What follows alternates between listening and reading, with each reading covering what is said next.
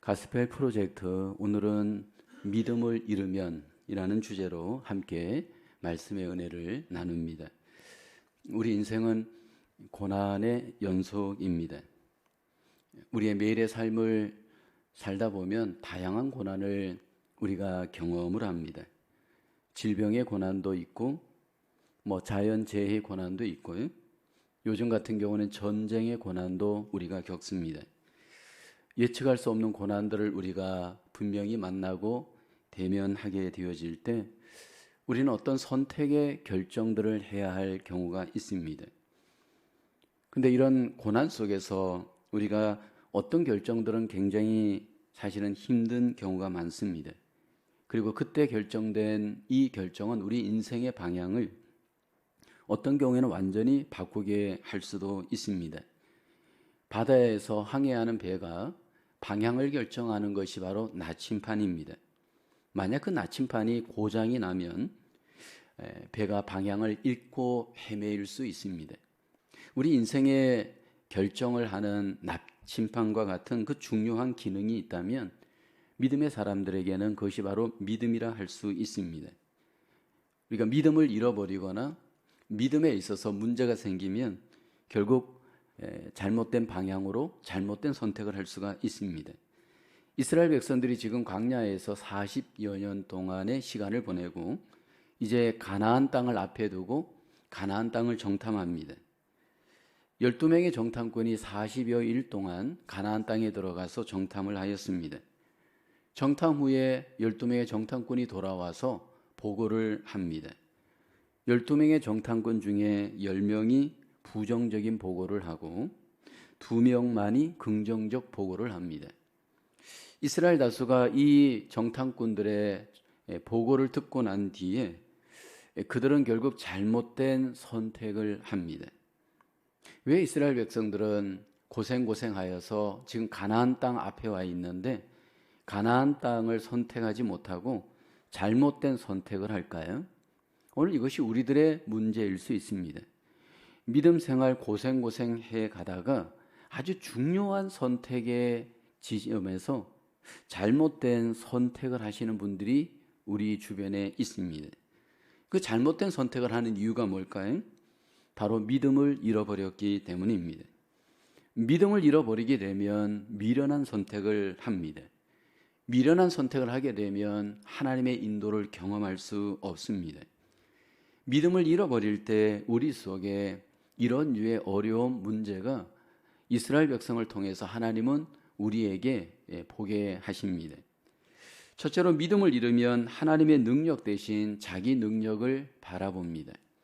28절에 보면 그러나 그 땅 거주민은 강하고 성읍은 견고하고 심히 클 뿐 아니라 거기서 아낙 자손을 보았으며 모세가 선발한 12명의 정탐꾼들이 이제 정탐 보고를 합니다. 이 정탐꾼들이 그냥 정탐꾼이 아닙니다. 이스라엘의 12지파의 리더가 되어지는 자들이었습니다. 이스라엘의 12지파의 리더들은 사실은 다른 평범한 이스라엘 백성들보다 믿음이 더 좋은 사람들이라고 할 수가 있습니다. 민수기 12장 3절을 보면 모세가 여호와의 명령을 따라 바란 광야에서 그들을 보냈으니 그들은 다 이스라엘 자손의 수령된 사람이라 리더들이었습니다. 이들은 모세의 명을 받아 40일 동안 가나안 땅을 가서 40일 동안 탐지를 하였습니다. 그리고 그 탐지한 결과 그들이 본 것을 보고합니다. 분명히 그들이 긍정적인 것을 보았습니다. 27절을 보게 되면 모세에게 말하여 이르되 당신이 우리를 보낸 땅에 간즉 과연 그 땅에 젖과 꿀이 흐르는데 이것은 그 땅의 과일이니이다. 여기 젖과 꿀이 흐른다라고 보고하죠. 젖과 꿀이 흐른다, 이 의미는 어떤 의미가 있을까요? 그만큼 풍요롭고 기름진 땅이다라는 것을 비유적으로 말했다, 성경 해석학자들은 말합니다. 하나님께서 이스라엘에게 가나안 땅을 주실 때 그 가나안 땅에 대한 표현은 항상 젖과 꿀이 흐르는 땅이었습니다. 신명기 11장 9절에 보면 또 여호와께서 너희의 조상들에게 맹세하여 그들과 그들의 후손에게 주리라고 하신 땅, 여기 보면 곧 젖과 꿀이 흐르는 땅에서 너희의 날이 장구하리라. 이스라엘은 유목민으로 이렇게 광야를 헤매고 삽니다. 그 이스라엘에게 가장 바람이 있다면 땅이었을 겁니다.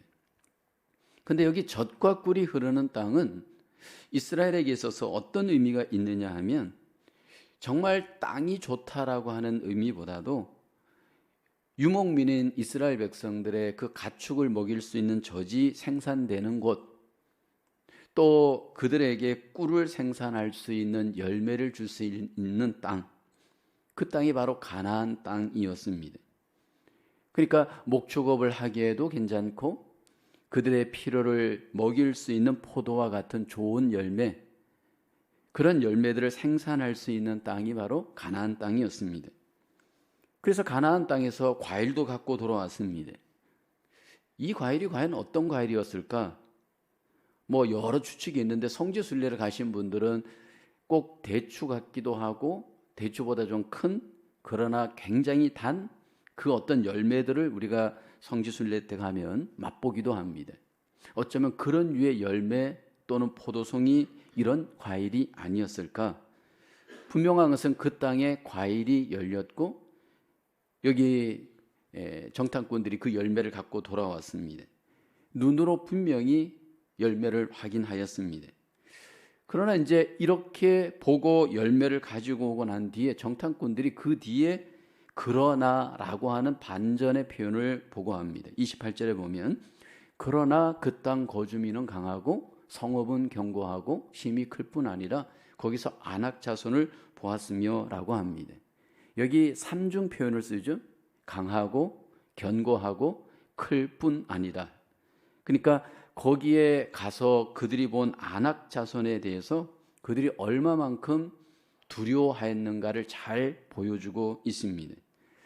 그들이 믿음을 잃고 그 믿음을 잃은 마음에 두려움이 지배하였습니다.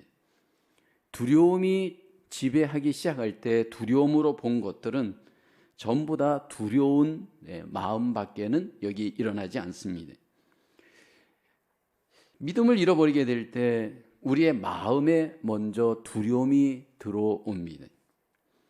두려움이 들어오는 순간 두려운 관점에서 모든 것을 부정적 관점으로 봅니다. 여기 정탐꾼들은 두려움으로 여기 하나님 앞에 그들은 이제 자기 자신들을 과소평가합니다. 두려움 때문에 그들은 자기들을 아낙 자손에 비교하여서 메뚜기 같다라고 고백하죠. 민수기서 13장 33절에 보면 거기서 네피림 후손인 아낙 자손의 거인들을 보았나니 우리는 스스로 보기에도 메뚜기 같으니 그들이 보기에도 그와 같았을 것이니라. 누군가가 자기들을 메뚜기 같다 말하지 않았습니다. 그런데 스스로 메뚜기 컴플렉스를 갖습니다. 스스로 메뚜기와 같이 그들이 우리를 무시할 것입니다. 그러면서 그들은 두려워하였습니다. 우리가 믿음 생활을 하면서 자신을 과대평가하는 것 문제이지만 과소평가하는 것도 굉장히 문제입니다. 믿음을 잃게 되어지면 정체성의 위기가 오게 되고 정체성의 위기가 오게 될 때 결국 우리의 마음은 헷갈리기 시작을 합니다. 이스라엘은 하나님의 백성입니다. 하나님의 백성으로서 이스라엘을 하나님께서 광야에서 인도하셨습니다. 그리고 놀라운 승리를 경험하게 하였습니다. 이스라엘 백성들이 홍해를 승리 중에 통과하였고요. 광야에서 대적하는 민족과 싸워서 이겼고요. 놀라운 하나님의 승리의 기적, 이적들을 통하여서 하나님의 살아계심, 능력을 경험했습니다. 근데 믿음을 잃어버리면 이 모든 것들이 그들 속에 아무 의미가 없습니다. 근데 이 가운데 두 사람만이 믿음을 잃지 않았습니다. 여호수아와 갈렙입니다. 민수기 13장 30절에 보면 갈렙이 말하죠. 모세 앞에서 백성을 조용하게 하고 이르되 우리가 곧 올라가서 그 땅을 취하자 능히 이기리라. 여기 갈렙이 부정적인 보고를 한 그 보고자들 앞에서 그 마음을 잃어버린 이스라엘 백성들 앞에서 그는 이렇게 하나님의 승리를 믿고 선포를 합니다. 우리가 인생을 살아가면서 팩트를 체크하는 게 굉장히 중요합니다. 근데 여러분, 팩트보다 더 중요한 것은 관점이고 해석입니다. 똑같은 팩트를 지금 12명의 정탐꾼들이 사실적으로 체크했습니다. 그렇지만 갈렙은 그 사실을 믿음으로 해석하였고 믿음으로 보았습니다. 그러니까 어떤 관점으로 보느냐에 따라 너무나도 다르게 보일 수 있다라는 겁니다. 어떻게 해석하느냐에 따라서 너무나도 다르게 해석되어질 수 있다라는 겁니다. 가나안 땅을 그들은 하나님이 주신 땅으로 여겼고 승리의 땅으로 여겼습니다. 여전히 오늘 우리에게도 적용되는 문제입니다. 같은 시간에 같은 공간에서 같은 어떤 팩트를 경험하였다 할지라도 내가 어떤 관점으로 보느냐, 내가 어떤 해석을 하느냐, 이게 너무나도 다른 결과를 가져옵니다. 여러분, 우리가 믿음으로 보고 믿음으로 해석하면 믿음으로 결국 우리는 놀라운 것들을 경험할 수가 있습니다. 믿음을 잃어버리면 결국 우리는 나의 능력에 대해서 의심하게 되어지고 하나님의 능력을 믿지 못하게 되고 그로 인해서 굴복합니다. 환경 앞에 굴복하고 결국은 두려움 앞에 굴복하게 되어집니다. 이 시간 여러분에게 드리는 첫 번째 퀘스천일입니다. 믿음을 잃으면 우선적으로 바라보는 우리 안의 것들은 무엇입니까? 여러분, 우리 안에 믿음이 있는데 그 믿음을 잃어버릴 때 먼저 우리 안에 바라보는 것들이 무엇인지 한번 점검해 보길 원합니다. 많은 경우에 우리의 삶 속에서 우리는 우리 안에 믿음도 있지만 우리 안에 옛사람도 있습니다. 그리고 그 옛사람은 얼마나 우리를 여러분 부정적으로 인도하는지 모릅니다. 순간순간마다 우리가 믿음으로 하나님의 은혜 가운데 여기까지 승리했지만 또 앞으로의 삶을 도전하며 살아가려고 할 때 믿음을 잃어버리게 될 때 우리 안의 본성은 오늘 12명 중에 10명의 정탐꾼처럼 여러분 자꾸 우리를 작게 생각하면서 결국 그 컴플렉스에 갇히게 하면서 우리를 앞으로 나가지 못하게 할 수 있습니다. 하나님 안에서 받은 은혜, 받은 그 놀라우신 약속을 붙들고 우리가 믿음으로 일하시는 하나님을 의지하며 앞으로 나아갈 수 있는 삶이 우리에게 필요한 줄로 믿습니다. 두 번째로 믿음을 잃으면 과거에 경험했던 하나님의 권능과 주님의 주신 미래의 약속을 잊게 됩니다. 이스라엘 백성들이 여기 믿음을 잃으면서 하나님이 주신 그 과거의 언약의 또는 하나님의 승리의 그 모든 기억들 잊어버립니다. 민수기 14장 1절에 보면 온 회중이 소리를 높여 부르짖으며 백성이 밤새도록 통곡하였더라. 여기 보면 밤새도록 통곡을 합니다. 왜 통곡을 하였을까요? 2절 3절에 보면 이렇게 말씀하죠. 이스라엘 자손이 다 모세와 아론을 원망하여 온 회중이 이렇게 말합니다. 우리가 애굽 땅에서 죽었거나 이 광야에서 죽었으면 좋았을 것을 3절에 보면 어찌하여 여호와가 우리를 그 땅으로 인도하여 칼에 쓰러지게 하려 하는가? 우리 처자가 사로잡히리니 애굽으로 돌아간 것이 낫지 아니하냐 한가? 여기 이렇게 고백을 합니다. 믿음을 잃어버릴 때 마음의 분별력을 잃어버립니다. 마음의 분별력을 잃어버릴 때 하나님이 하시는 일에 대하여 바라보지 못합니다. 아니, 하나님이 지금까지 행하신 모든 것들을 잊어버립니다. 그리고 미련한 방향으로 선택합니다. 이스라엘 백성들이 믿음을 잃으면서 분별력을 잃어버리고 차라리 과거의 노예로 돌아가자 한 지도자를 세우고 모세와 아론을 우리가 죽이고 애굽으로 돌아가자, 그렇게 이스라엘 백성들이 분별력을 잃어버리고 어리석은 행동을 합니다. 우리가 믿음을 잃어버리게 되면 앞이 전혀 보이지가 않고 과거의 종이 될 위험이 굉장히 많습니다. 미래가 보이지 않고 미래에 대해서 두려움을 갖게 되어지는 분들의 공통점이 과거에 매이잖아요. 하나님이 주셨던 것들에 대한 좋은 기억들보다도 좋지 않은 과거를 기억하면서 자꾸 과거 중심으로 삶을 살려고 합니다. 하나님이 행하실 미래에 대한 약속은 조금도 과거가 기억이 안 나니까 미래도 바라볼 수가 없습니다. 여기 믿음을 잃지 않았던 두 명 여호수아와 갈렙이 소개되죠. 민수기 14장 8절에 보면 여호와께서 우리를 기뻐하시면 우리를 그 땅으로 인도하여 들이시고 그 땅을 우리에게 주시리라. 이는 과연 젖과 꿀이 흐르는 땅이니라. 믿음이 있었던 여호수아와 갈렙은 미래에 대한 하나님의 승리를 믿음으로 받아들였습니다. 장래에 하나님께서 우리를 인도하실 것이다. 그 땅을 우리에게 주실 것이다. 젖과 꿀이 흐르는 땅을 우리는 마침내 소유하게 될 것이다. 그렇게 믿고 선포하였습니다. 광야 이스라엘 백성들을 보면 믿음이 흔들리면서 마음이 흔들리고 분별력이 흔들리면서 지금까지 하나님이 행해 오셨던 그 모든 과거의 하나님의 그 은혜, 그 놀라우신 복과 승리들을 다 망각합니다. 주신 은혜를 다 잊어버립니다. 그리고 미래의 소망도 갖지를 못합니다. 이것이 오늘 지상교회 우리들의 모습이 될 위험이 있습니다. 끊임없이 우리는 이 지상에서 삶을 살면서 날마다 유혹을 받습니다. 고난 앞에서 유혹을 받으면서 때로 우리는 그 마귀의 그 유혹 앞에 넘어지곤 합니다. 그때 우리의 삶 속에 나타날 수 있는 이 문제 하나가 은혜를 망각합니다. 여러분, 은혜를 망각하게 되어질 때 어떻게 저런 말을 할 수 있을까? 어떻게 저런 행동을 할 수 있을까? 여러분, 그것이 우리의 모습이 될 수가 있습니다.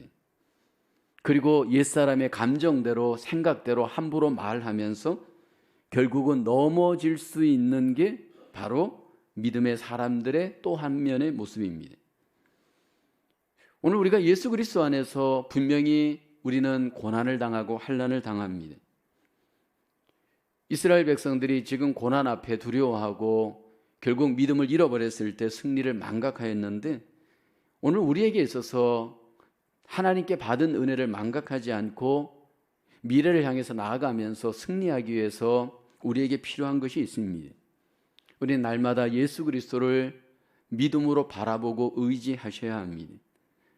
날마다 우리가 예수 그리스도를 믿음으로 바라보고 의지할 때 하나님께서 우리를 성령의 능력으로 붙잡아 주시는 줄로 믿습니다.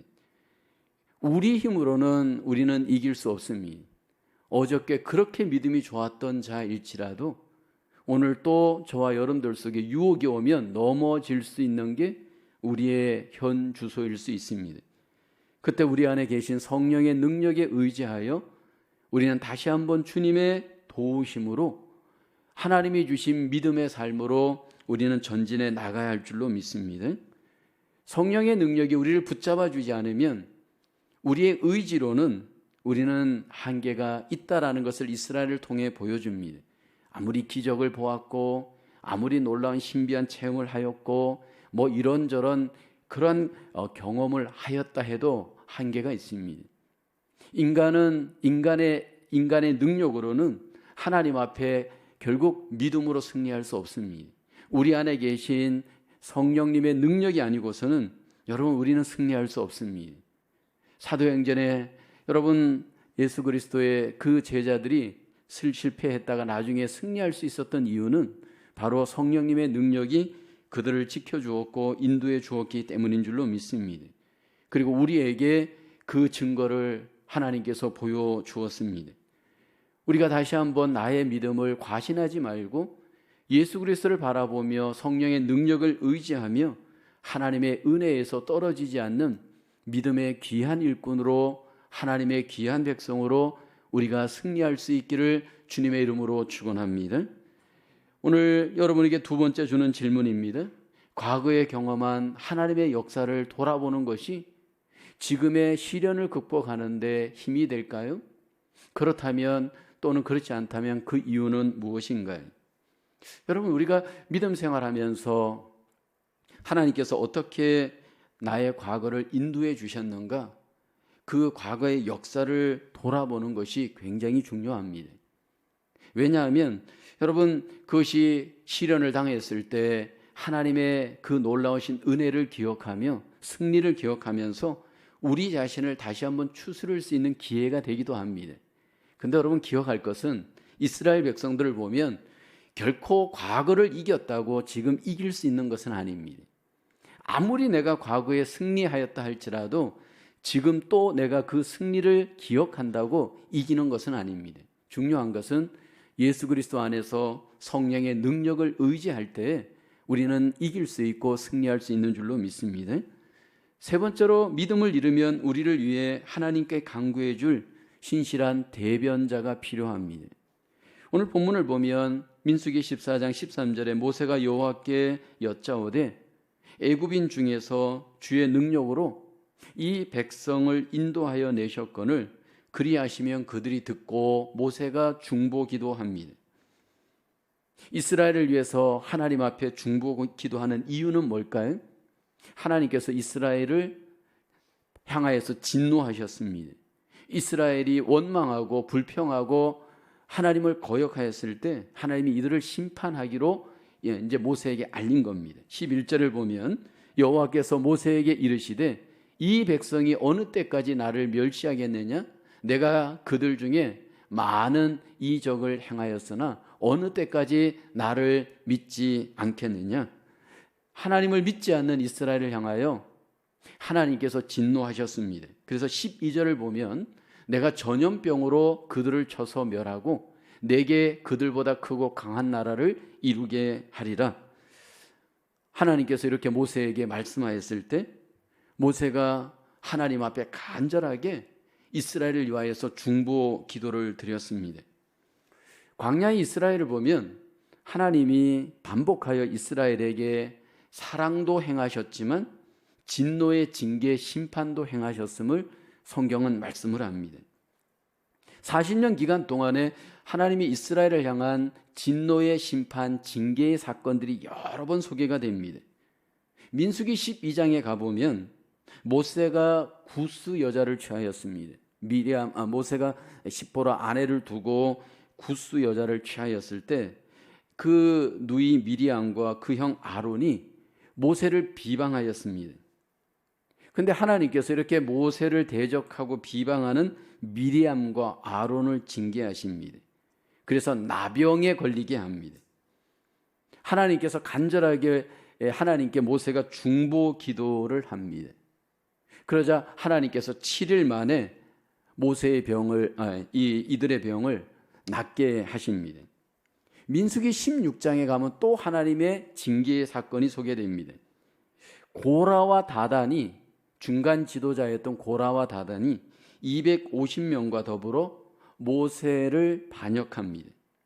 모세와 아론을 반역하는데 민수기 16장 3절을 보면 그들이 모여서 모세와 아론을 거슬러 그들에게 이르되 너희가 분수에 지나도다 회중이 다 각각 거룩하고 여호와께서도 그들 중에 계시거늘 너희가 어찌하여 여호와의 총회 위에 스스로 높이느냐? 모세와 아론의 리더십에 이들이 항명을 한 겁니다. 그러자 하나님께서 이 고라와 다단 그들에게 속한 자를 심판합니다. 땅을 벌려서 그들을 삼키고 하늘에서 불을 내려서 그들을 심판하십니다. 민수기서 25장에 가보면 시팀에서 모압의 여자들과 이스라엘이 음행을 하게 됩니다.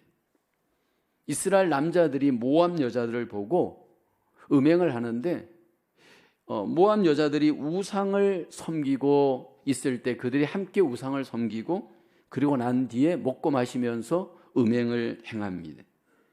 하나님께서 이러한 이스라엘을 진노하시고 이들을 심판합니다. 연병으로 심판합니다. 민수기 25장 9절에 보면 그 연병으로 죽은 자가 24,000명이었더라. 하나님께서 분명히 애굽에서 선택하여서 구원한 이스라엘 백성이었지만 하나님께서 은혜를 망각하고 믿음에서 떨어져서 불순종을 의도적으로 할 때에 하나님이 징계하셨습니다. 하나님이 징계하실 때 보면 항상 이래 보면 패턴이 있습니다. 가장 먼저 하나님이 징계하실 때 보면 질병을 내립니다. 자기 백성들이 하나님 앞에 믿음에서 떨어져 범죄할 때 하나님이 질병을 내려서 하나님이 심판하고요. 또 하나는 하나님이 사건, 사고를 경험하게 합니다. 그래서 그 생명을 하나님께서 건드리십니다. 왜냐하면 교만을 꺾으시기 위함입니다. 왜냐하면 그 영혼을 세우기 위함입니다. 이것은 지금 우리에게도 마찬가지입니다. 여러분, 우리가 하나님의 백성으로서 믿음 생활할 때 믿음에서 떨어져 하나님께 범죄하고 하나님을 대적할 때 두려워해야 할 것 중에 하나는 하나님이 자기 백성들을 징계하신다라는 겁니다. 이 징계의 이유는 부정적 이유가 아닙니다. 하나님의 거룩한 뜻을 갖고 하나님께서 자기 백성들을 징계하십니다. 그 징계를 받을 때 하나님이 우리에게 원하는 뜻이 있습니다. 히브리서 12장 12절에 보면 그러므로 피곤한 손과 연약한 무릎을 일으켜 세우고 너희 발을 위하여 고등기를 만들어 저는 다리로 하여금 어그러지지 않고 고침을 받게 하라. 하나님이 그렇게 징계를 내리는 이유는 돌이켜 고치기 위함입니다. 회개하고 고치라는 겁니다.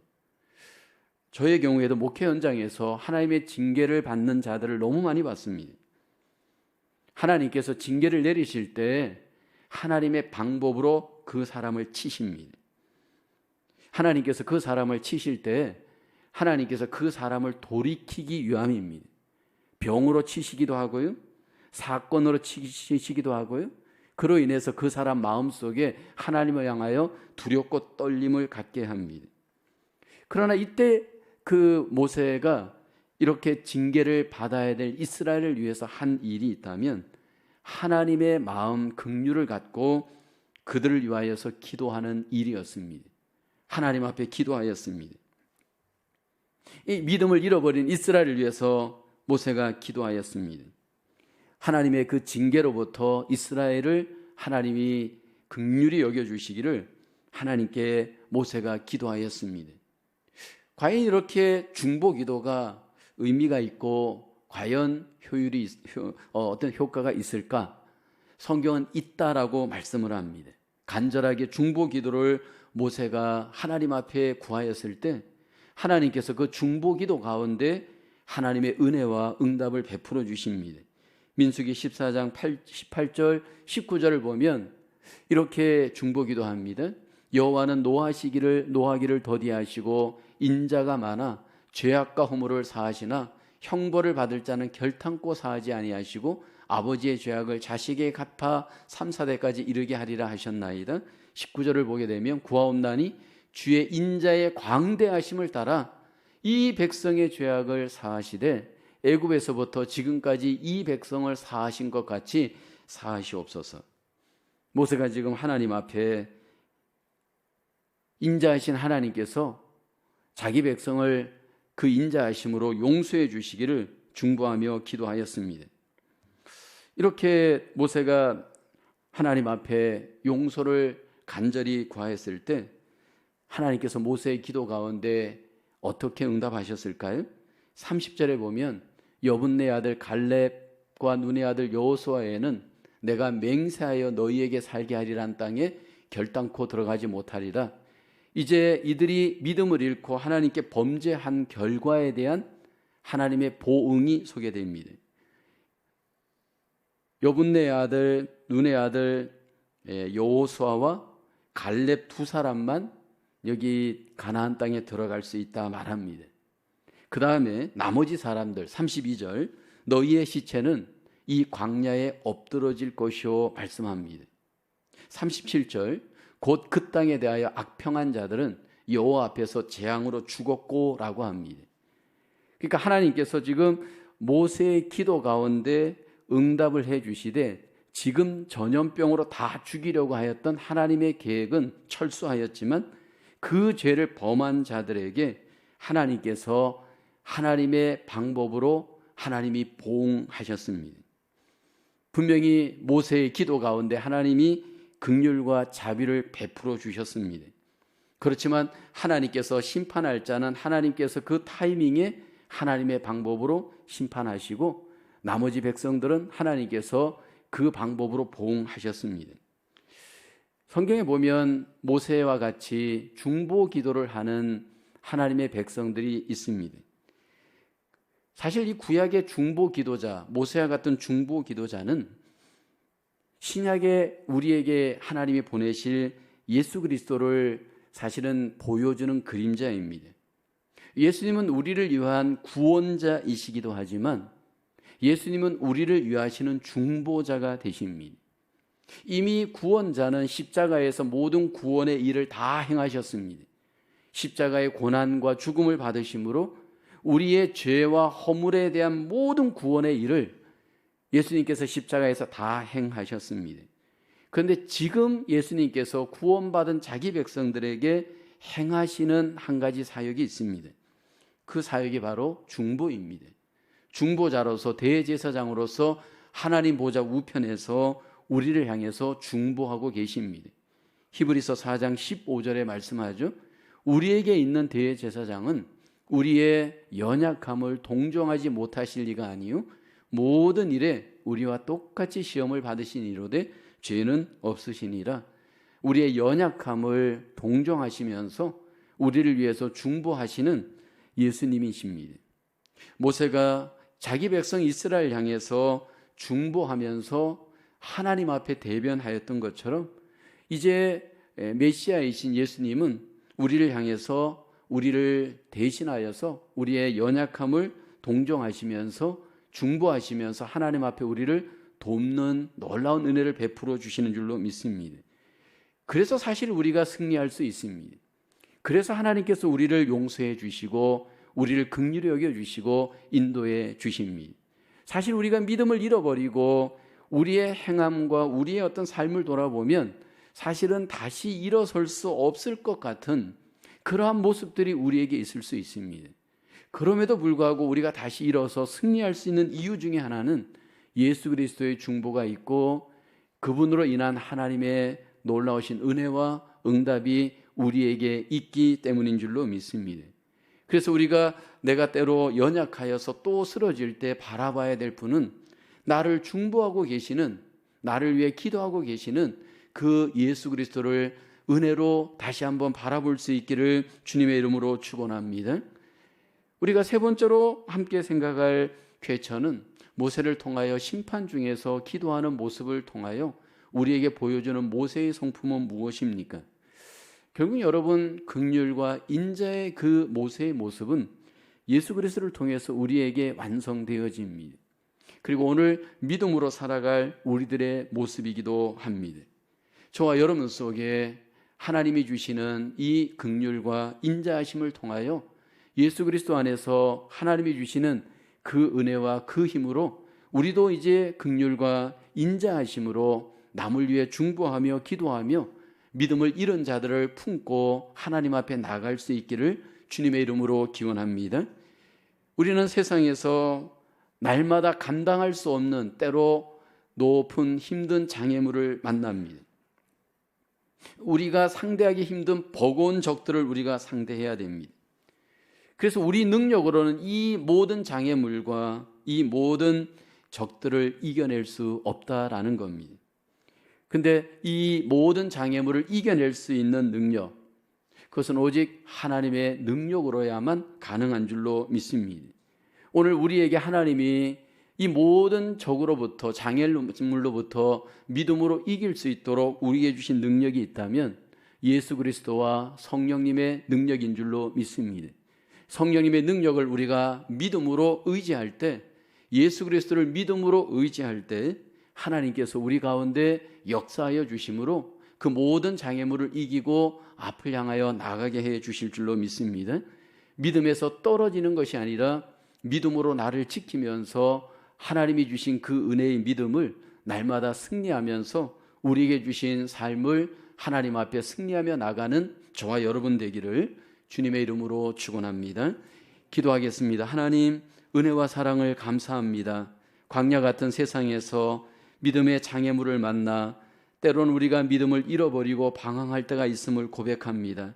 그러나 하나님, 우리를 다시 한번 기회 주셔서 예수 그리스도를 의지하게 하시고 성령의 능력을 의지하게 하심으로 하나님, 일어서 믿음으로 승리할 수 있도록 우리를 인도해 주심을 감사합니다. 어떤 경우라도 뒤로 후퇴하지 않게 도와주시고 믿음으로 가정을 지키고 일터를 지키고 우리의 삶을 이겨나갈 수 있는 저희들 되게 도와주시옵소서.